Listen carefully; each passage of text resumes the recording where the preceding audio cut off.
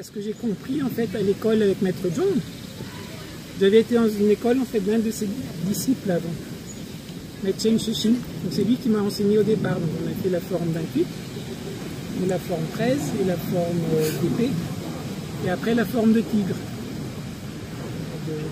apprivoiser le tigre.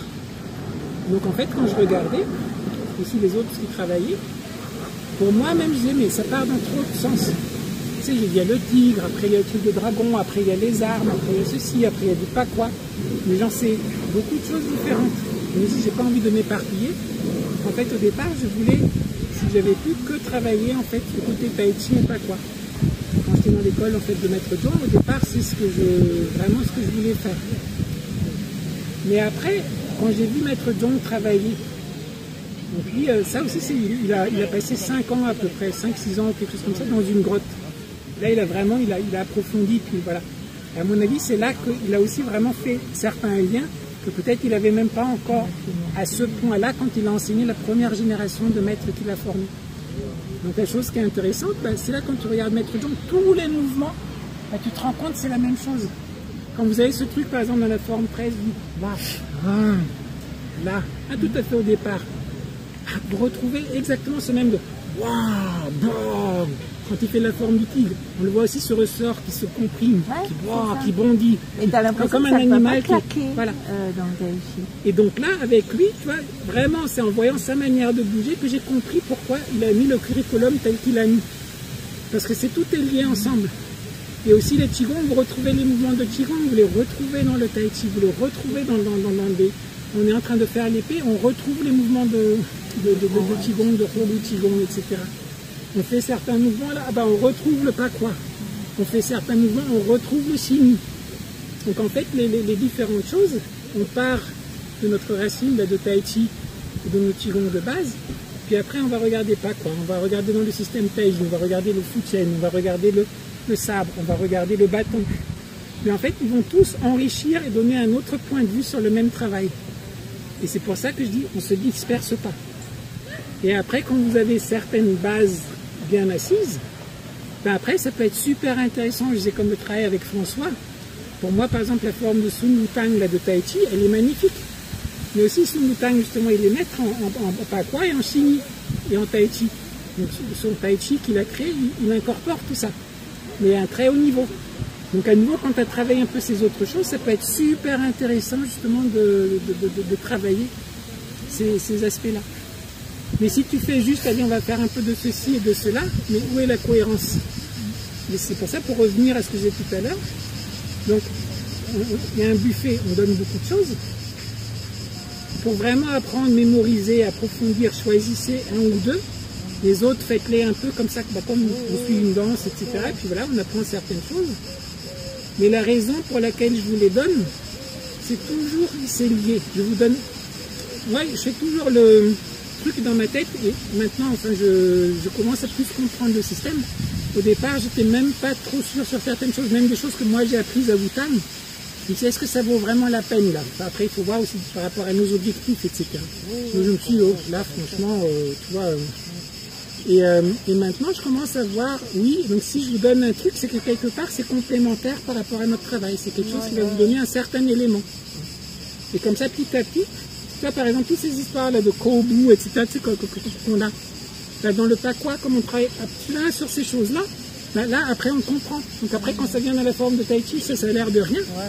Mais il y a tout de suite une profondeur là-dedans que vous auriez jamais, même si je vous le dis. Et si on l'a jamais travaillé parce qu'on fait juste dans la forme, on fait ça et puis on se retourne, et vous n'avez jamais ressenti ce que c'est en fait, c'est ce travail de spirale et de cercle que vous développez avec le pakwa. Et après, il y a certaines choses, pareil, parce que vous travaillez différents maîtres dans le skill chain. J'ai eu 3 maîtres pour le skill chain. Et avec un, plus particulièrement, c'est avec lui qu'on a énormément travaillé, tous les Chan Sejin. Ça, j'ai pas vu travailler dans les autres styles. Dans le skill yang, non, Wutang, pas tellement. Donc, mais j'ai vu à quel point c'est utile. Donc j'ai dit, ok, ça, même pour notre tai chi à nous, ça vaut la peine. Donc on va prendre ces exercices. Qigong, c'est pour faire circuler. Mais c'est vraiment les exercices de base en fait du style Chen. Là, c'est pour vraiment intégrer le corps, comprendre les différents cercles, pas faire bouger, etc. Et tout le tai chi, il est que basé sur un assemblage de cercles. Donc si vous commencez, votre corps commence à les sentir, mais après petit à petit vous les mettez ensemble et toute votre manière de bouger, elle va devenir différente. Et j'ai vu certains maîtres qui font Chan Sujing, donc c'est surtout avec les bras et le buste. Et mon maître, là, Zhang Laoshi, que j'ai rencontré à Pékin, et il nous faisait aussi travailler, j'ai trouvé super intéressant. Vous vous rappelez là, avec celui-là, celui-là, celui-là, cela, cela, tous ces exercices-là. C'est vachement intéressant. Donc là aussi, il y a certaines choses que j'ai travaillé avec certaines personnes, j'ai pris. Donc ça, par exemple, on ne l'a jamais fait à Wutang. Donc ce que vous avez, notre base, c'est Wutang. Mais après, il y a certaines choses que j'ai rajoutées. Et après, par exemple, au départ, maintenant, pour vous, il y a déjà des anciens, donc ça change toute la dynamique. Mais au départ, j'aurais jamais pu faire, en fait, tout de suite commencer avec la forme 28, enfin, par rapport à un public qui est plus de 70 ans, etc. Ça aurait découragé tout le monde. Donc, on a commencé à travailler sur la forme 24. Ça, j'avais appris avec un autre maître. Avec 2 maîtres, on avait travaillé aussi sur la forme 24, etc. Et après, on s'est rendu compte que la forme 8, en fait, elle est très pédagogique. Donc, on a dit, OK, on va prendre aussi la forme 8. Même on l'adapte un tout petit peu par rapport à nos besoins. Hein, je vous dis dans la forme 24, normalement la forme 24, par exemple pour aller au départ, on va brosser le genou, c'est ça. Là, hop, il fait ça. Et moi je voulais transformer, on fait le brosser le genou à la Wutang avec le demi-pas, et on fait ça. C'est un tout petit changement qu'on a fait. Un autre changement, c'est que normalement style yang, on va aller plus loin. Et moi je vous le fais travailler comme on travaille dans Wutang. Donc on va juste aller comme ça. Donc en fait, il y a certaines choses, c'est juste pour que vous compreniez un peu ce qu'on est en train de faire. Donc il y a un travail de la racine, c'est plus ce travail de Wutang. Et ce qui m'intéresse, moi, c'est de vous aligner. Hein, on va dire ça, c'est aligner et ouvrir. Ça, c'est la chose la plus importante. Et pour le faire, donc on va dire notre mais principal, ou notre truc principal, c'est Wudang et San Feng Pai. Mais après, le tai chi simplifié, c'est utile pour commencer à comprendre certaines choses. Les exercices que j'ai vus dans le style Chen, c'est utile par rapport à certaines choses. Peut-être qu'avec certains, certainement, on va voir peut-être même le style Chen un peu en tant que tel. Après, les différentes armes, c'est utile à nouveau pour comprendre certaines choses. Après Pakwa, par exemple, quand j'étais à Pékin, on avait travaillé justement les 8 paumes mères, quand j'étais à l'université sportive de Pékin. Quand j'étais à Wutang, le travail de base, c'était d'abord marcher en ligne droite, après le marcher en cercle, et après le marcher en cercle avec la paume de base. Et il inclut tout, donc il est magnifique. Donc on dit, ok, là c'est des jeunes, ils sont en pleine forme, ils travaillent énormément, donc on travaille ça. Et après, une fois qu'on a fait ça, il y a une première forme sur laquelle on travaille. Mais comme j'avais fait les 8 paumes, c'est vachement utile, parce que vous avez vraiment le qigong, et puis là, ça nous permet de nous enraciner. On travaille le qigong de l'arbre comme ça, là, vous l'avez en fait en mouvement. Et puis vous avez donc les différentes postures. Donc c'est extraordinaire, en fait, comme travail qu'on peut faire. Donc à nouveau, en fait, les 8 paumes qu'on travaille avec vous, ça vient plus du Pakwa style yang. Il y a d'autres travails, en fait, avec les postures de base de Pakwa. À un moment, on fera aussi. C'est un travail magnifique. Donc il y a certaines choses par rapport à notre objectif, qui est plus la santé, plus s'aligner, plus faire circuler, peut-être petit à petit, plus aller à l'intérieur, voire aller vers le côté méditation. Il y a certaines choses, en fait, je complète, on va dire, les choses qu'on est en train de faire par ça. Les 13 postures, c'est dans l'autre lignée qu'il travaille beaucoup. De la ça, c'est ça, à nouveau, j'ai appris avec François. Et c'est magnifique. Donc j'ai dit, ok, parce que vous avez les postures, là, vous avez... Et après, ok, vous avez le Pakwa, vous avez les chimie, vous avez toutes les postures, en fait, de base et d'issue. Et puis, justement, en voyant aussi avec vous, qu'est-ce qu'on aime, hein, les 5 animaux. Ah, et le côté un peu psychologique, c'est intéressant. Au-delà du côté physique. Pour Alexandra, je ne sais pas pourquoi elle avait envie, on a travaillé. Et elle, ça m'a beaucoup aidé par rapport à sa cheville. Hein, le travail un peu statique, mais pas uniquement en arbre. Justement, où on prend les différentes postures et on essaye de s'aligner, etc. Et c'est là aussi que, avec le travail avec vous, quand on est parfois en petit groupe, on explore certaines choses. Puis après, quand j'ai exploré, ça me permet aussi de mieux comprendre, puis de voir qu'est-ce qu'on propose après, même dans le groupe en entier. Ici, par exemple, comme vous, là, il y a certaines choses qu'on connaît un peu. Tout de suite, ça va aider pour apprendre beaucoup plus vite en groupe. Parce que les autres vont regarder à droite, à gauche, elle connaît. On peut suivre. Et après, on peut même dire, allez, maintenant, Nathalie, tu montes tel truc, Chantal, tu montres à eux. Et comme ça, en fait, on peut collectivement, en anglais, c'était mon école de yoga. On disait ce truc team. T-E-A-M. Together, everyone achieves more. Ensemble, tout le monde accomplit plus.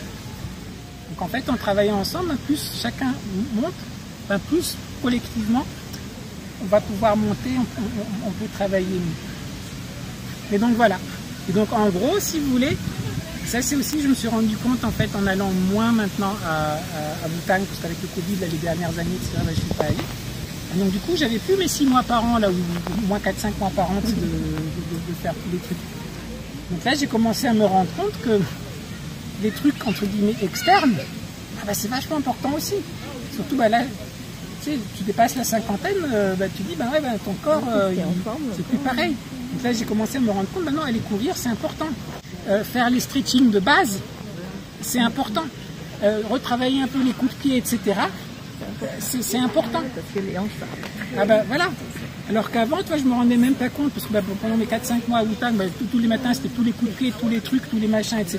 Donc tu te remettais en fait en vachement bonne forme. Puis après, je revenais ici, et puis là, c'était plus Qigong, et plus Tai Chi, et plus des choses comme ça. Mais sans m'en rendre compte, après, à nouveau, j'allais sur place, il y avait plus le côté cardio, il y avait le bâton, il y avait toutes ces choses-là. Et là, je me rends compte que, oui, en fait, quand on vieillit, tant qu'on a la capacité de faire, c'est bien aussi, là je parle aussi pour Alexandra, etc., après quand j'ai vieilli, cinquantaine ou quarantaine, etc., de ne pas négliger, de ne pas uniquement partir sur le travail que interne. Tu vois? Et le yoga, on a parlé avec Alexandra il n'y a pas très longtemps, donc c'est pareil, toi Nathalie, tu as fait aussi, Alexandra, vous avez fait. Le yoga aussi, c'est très vaste. Donc moi, à la base, ce qui m'intéresse à nouveau, c'est plus aligner le travail intérieur, de prendre conscience d'un certain nombre de choses, etc. Mais en même temps, c'est tellement vaste que dans la manière dont je fais les cours de yoga, j'essaye de les faire complémentaires aussi par rapport à Qigong, Tai Chi, etc. Et par exemple, tout le travail qu'on fait sur les assouplissements qu'on fait à un certain moment, on n'a pas le temps de le faire quand on fait Tai Chi, Qigong. Mais en fait, de le faire là, ça nous prépare par rapport à certaines postures de yoga, ça ouvre certaines choses, mais en même temps, ça fait aussi un travail qu'on n'a pas le temps de faire dans Qigong, Tai Chi. Tout le travail avec les sons, avec les vibrations, etc. Donc ça, c'est pas tellement quelque chose qu'on a trop là dans le Tai Chi Qigong. Mais c'est quelque chose par rapport à un travail plus interne, ça peut être super intéressant. Donc c'est juste pour vous dire, là je vous donne un peu la philosophie de ce qu'on est en train d'essayer de faire en fait en gros. Voilà. Ah oui.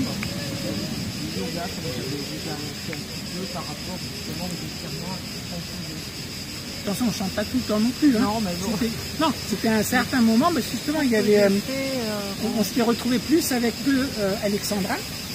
Donc elle, les mains, ça fait quoi, 4-5 ans que tu fais yoga déjà. Donc on n'a jamais encore vraiment exploré ça. Comme ça. Non, par cœur. Et après, en fait, il y a Regula qui adore en fait le chant. Pour la mémoire. Et c'est là en fait qu'on s'est dit, tiens, profitons-en, là on est en petit comité, puis on ne sait pas si jamais à nouveau il y a plus de monde et que donc on ne pourra pas le faire, tu vois. Donc là on s'est fait un peu plaisir par rapport à ça. Mais juste pour dire qu'avec Alexandra, on avait constaté, pour moi par exemple, le yoga et Tai Chi Qigong, à un certain moment, pendant quelques années, je n'arrivais pas à les pratiquer en même temps. Parce que c'est pas tout à fait la même manière de travailler. Et effectivement, le Tai Chi, on est plus arrondi. Dans le yoga, à chaque fois, c'est complètement... Donc, si je panne, je vais activer, puis après, je relâche, tu vois. Et dans le Tai Chi, je vais toujours rester dans les rondeurs. Et à nouveau, plus j'ai avancé, plus j'ai progressé, plus je vois en fait la complémentarité. Parce que je vois que certaines personnes qui travaillent que Tai Chi, parfois ça devient ils deviennent un peu comme ça. Si tu travailles à Bhutan, normalement c'est que les autres arts, etc., tu regardes vraiment les maîtres du Bhutan, ils vont avoir leur alignement. Pourquoi? Parce qu'ils ne font pas que le Tai Chi. Ils travaillent aussi les autres choses, justement, qui travaillent ça, et qui travaillent ça, et qui travaillent les deux. Donc là, pour nous, à nouveau, c'est pour ça aussi que je fais travailler certaines choses qui nous font aussi travailler, on va dire, voilà. Mais c'est aussi dans le yoga, justement, on fait un peu ce travail, parfois de vraiment, tu sais, les postures là-dessus, enfin, toutes ces postures, tu vois, qui sont les postures vraiment, tu sais, là, tu sais, toutes les postures, on est vraiment, pardon, là, toutes les postures, on est vraiment en train de s'étirer aussi. Voilà. Et bien, les talons, voilà. Ça, c'est bien. C'est très important. Et c'est pour ça qu'on a fait dans le stage un tout petit peu, je vous ai montré aussi certains stretch. À nouveau, c'est pas la peine d'en faire 10 000. Après, on peut varier, on peut aller plus loin sur certaines choses. Mais les choses que je vous ai montrées là déjà de base, si vous les faites, ça pareil, on avait parlé ensemble, bah, il faut, quand vous ne l'avez pas encore tout à fait déjà avant, donc pour réveiller, c'est plus rapide. Et quand on n'a jamais fait, il faut se prendre 3/4 d'heure, je ne sais pas, tous les 2 jours, au moins pendant toute une période, pour qu'au départ, on arrive vraiment à ouvrir. Et là, qu'est-ce qui aide beaucoup? L'exercice de respiration. Parce que mieux vous allez respirer, plus vous allez être oxygéné, plus votre muscle va se relâcher. Après, il y a la nourriture. Moins vous mettez d'alcool, de viande et de choses comme ça, plus c'est facile aussi pour votre corps d'être souple, parce qu'il y a moins de toxines dedans. Après, il faut trouver son équilibre. Parce qu'en même temps, nous, on n'est pas habitués forcément à manger comme ça, donc il faut aussi avoir des déficiences. Et c'est juste pour vous dire, donc il y a différents aspects, certains où on voit directement, d'autres où en fait on n'y pense pas forcément, mais oui, bah, les exercices de respiration, de bien respirer, en fait, ça va aussi vous assouplir le corps. Alors qu'on n'a pas fait du stretching, tu vois. Voilà, c'est un peu une idée comme ça des liens entre ce qu'on fait. Donc de l'importance de ne pas se dire il faut que je maîtrise tout, que j'apprenne tout, que je mémorise tout, tu vois. Non, mais c'est bien parce que... Tu restes quoi là maintenant qu'on a passé un bon moment? Il reste quoi du petit bout qu'on vient d'apprendre de la fin de l'acte 2? C'est dur de... Il faut se faire plaisir. C'est vraiment, je crois, pour bien goûter, il faut se faire plaisir. C'est pour ça que si les gens, tu vois, parfois ils se disent mon médecin m'a dit qu'il faut que je fasse du tai chi pour, et puis tu te forces à venir, ça ne va pas beaucoup t'aider. Donc choisis peut-être une autre activité qui te permet de te recentrer. Dans le côté de se faire plaisir, bah, plus après ça te fait plaisir, tu goûtes, plus après tu as envie d'approfondir. Tu vois, mais attends, il y a autre chose. Et c'est là que tu dis, bah, pour sentir cette autre chose, bah, travaillons tel exercice, travaillons tel qigong. Mais là, tu le fais parce que toi, tu as envie. C'est comme tu commences à faire de la guitare un peu n'importe comment. Et après, tu dis, ouais, tu veux jouer avec quelqu'un, puis tu es hors rythme, et puis ça ne le fait pas. Donc après, bah, tu vas te mettre ton métronome, etc. Alors qu'au départ, ça te faisait chier le métronome. Mais là, c'est de toi, de l'intérieur, que ça vient, que tu as envie. Et donc là, tout d'un coup, en fait, ce qui était une souffrance quand on est de l'extérieur, ça devient plus un plaisir, ou moins un défi pour toi, parce que c'est toi qui as envie d'avancer sur certaines choses. Moi, pour les arts internes, je conçois un peu comme ça. Sur des trucs un peu externes, où il y a quelqu'un qui compte et tu répètes, tu vas faire un certain nombre de progrès, parce que voilà, sur les choses où c'est ton attention qui est primordiale, parce que c'est nous qui devons goûter, il faut être présent, etc. Si ça ne vient pas de l'intérieur, oui, bah, tu restes pendant, tu sais, les gardes à Birmingham, oui, bon, ils vont rester, mais est-ce qu'il y a beaucoup de travail intérieur qui se fait forcément? J'écoute la musique ou je pense à autre chose. Mais si je reste, ne serait-ce que 10 minutes ou un quart d'heure, mais vous mettez vraiment l'attention de ce qui est en train de se passer, bah, le travail de l'extérieur peut sembler semblable, mais on n'est pas du tout dans la même chose. Voilà. Voilà. Merci. Allez, la forme en entier.